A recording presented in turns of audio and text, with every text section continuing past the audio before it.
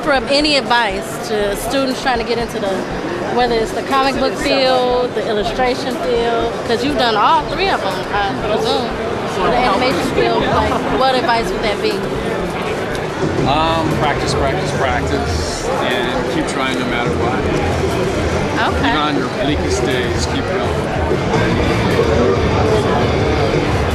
Art Institute experience preparing you for all of this? Gave me a really good basic background. I learned a lot about anatomy, and perspective, and color theory, and cartooning. And basically, I was an illustration major, and so it really gave me a good background as far as being able to do stuff like this. So, do you ever is your passion with the concept, or like what do you prefer doing, like out of all of the animation, the comic books? This stuff, painting. It seems to be like the closest to getting it kind of capsulized in a realistic form, more so than just doing something in black and white. This is the most comprehensive right. I can get.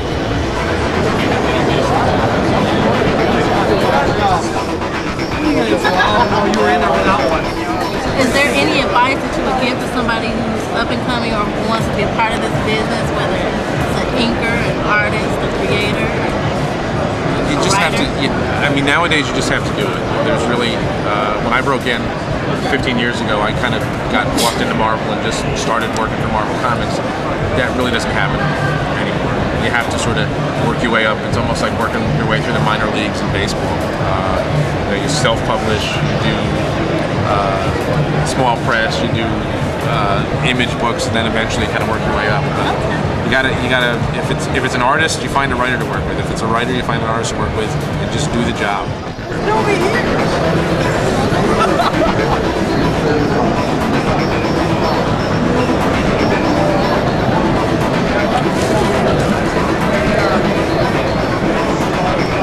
How did you go about getting your own series? Basically, I came up with a proposal, 10 pages completely finished with a synopsis and everything.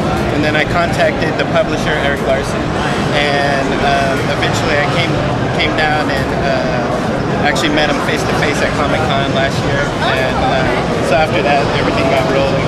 Is this your first independent project? Yeah, it's my first comic book. So what did you work on before, prior to your? I was always doing short stories and comic book work, like personal stuff and freelance illustrations, some concept stuff. But I was always trying to get my own book, and it just sort of now I was able to get the skills, put it all together. And you write also? Yes, I'm the writer and artist, and everything else to get the book done. What do you think about media and comic books, how they're playing together recently? Do you think it's just a fad, or? You're talking about in terms of just like other forms of entertainment? Like Sin City, like how it's playing in movies. Yeah, I think a lot of it has to do with the film technology and just the film market today. Like everything's more action oriented, bigger, a lot more fantasy effects and everything. So comic books is the perfect source material for that. And I don't know. I mean, it probably is a fad, but I'm sure like they'll continue to pull from comic books every now and then.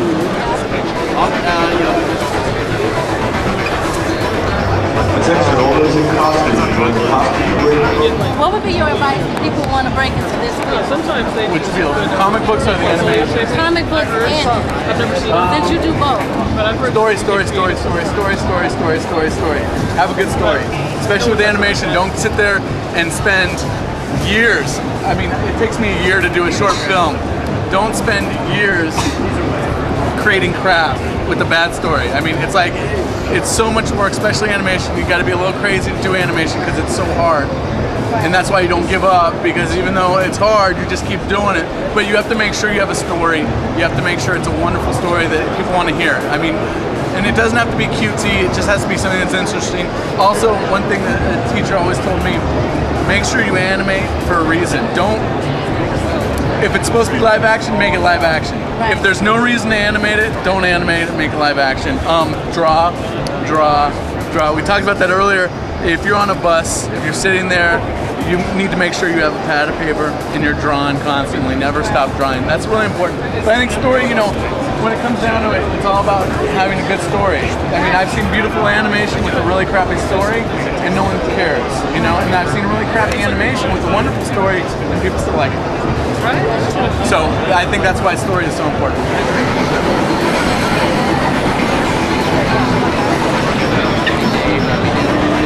So my last question is, who can kick Superman's ass? Somebody with kryptonite? Nobody really, I guess. Maybe Hellboy. Looks like Hellboy kicks Superman's ass. The Hulk. The Hulk can kick Superman's ass? Oh, okay. Hulk is my favorite. Who can kick Superman's ass? I can? What kind of question's that? All you have to do is tell me the name of the creator